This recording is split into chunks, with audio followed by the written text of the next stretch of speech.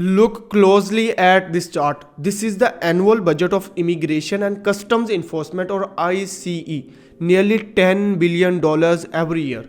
Recently, ICE detained more than 1600 people in a single day.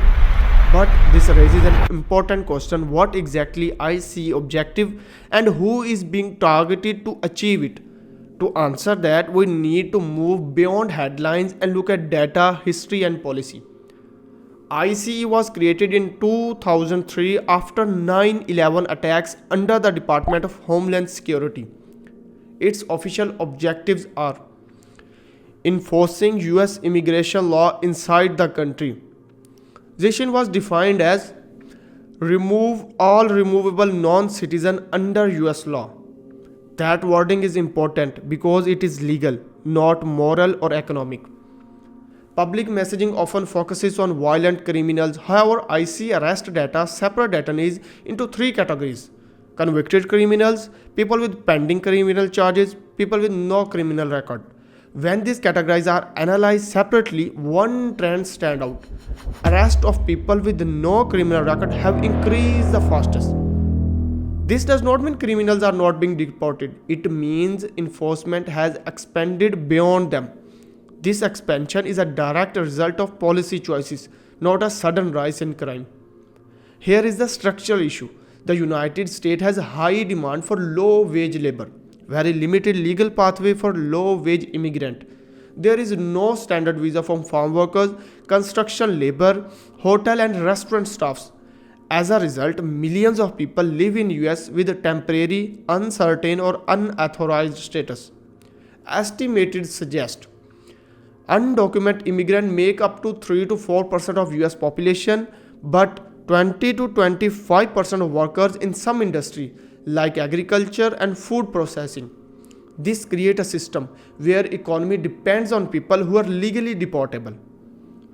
Daniel case explain how enforcement work in practice.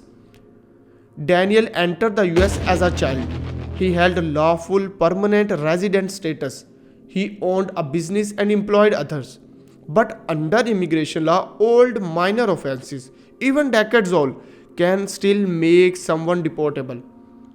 Daniel was detained while awaiting a hearing. Legally, he had the right to due process. Practically, the detention condition made fighting his case extremely difficult. After weeks in detention, Daniel chose removal rather than prolonged confinement. This is known as voluntary departure under pressure. It's legal but controversial. In recent years, internal directives set a daily arrest target for ICE.